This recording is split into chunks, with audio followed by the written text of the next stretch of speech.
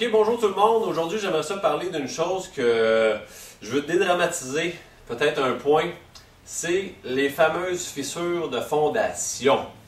Et pourquoi je dis dédramatiser? Ben parce que, premièrement, je discutais de ça avec un inspecteur récemment et il me disait, Sébastien, à peu près 95% des solages au Québec sont fissurés.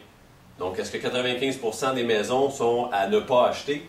Non, pas vraiment. Mais qu'est-ce qu'on peut faire quand on voit une fissure de fondation? Il y a souvent des gens quand ils visitent et qui voient qu'il y a une fissure, ça leur fait tout de suite peur parce que ça a une mauvaise réputation, les fameuses fissures. Mais premièrement, la première question qu'il faut répondre, c'est est-ce que cette fissure-là fait de l'infiltration d'eau? Et puis l'eau, ça laisse des traces, ça ne ment pas. S'il y a de l'infiltration d'eau, on le voit immédiatement, soit par la charpente, soit par les murs, ou quand la fissure est visible, l'eau, quand elle traverse, ça laisse toujours des taches, des marques sur le ciment. Fait que ça, on le sait tout de suite. Donc, si une fissure ne fait pas d'infiltration d'eau, on a le choix de ne rien faire, laisser ça comme ça, mais on la surveille, surtout au printemps, quand il y a bien de l'eau dans la terre. Mais s'il y a de l'infiltration d'eau, qu'est-ce qu'on fait? Bon, écoutez, bien souvent, si une fissure a de l'infiltration d'eau, je vous dirais que la meilleure façon de le réparer, c'est à l'époxy.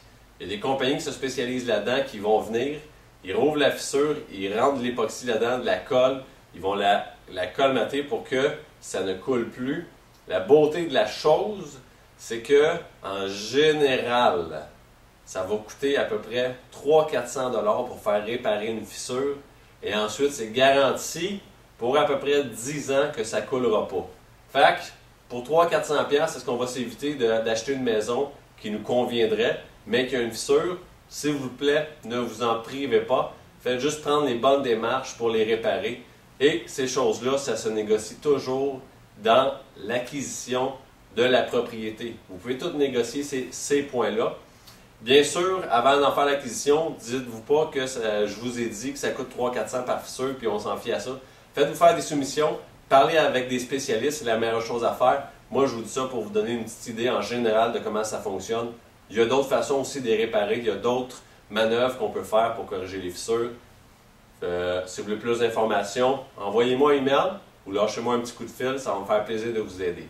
C'était Sébastien Cloutier pour le courtierquidivrait.com.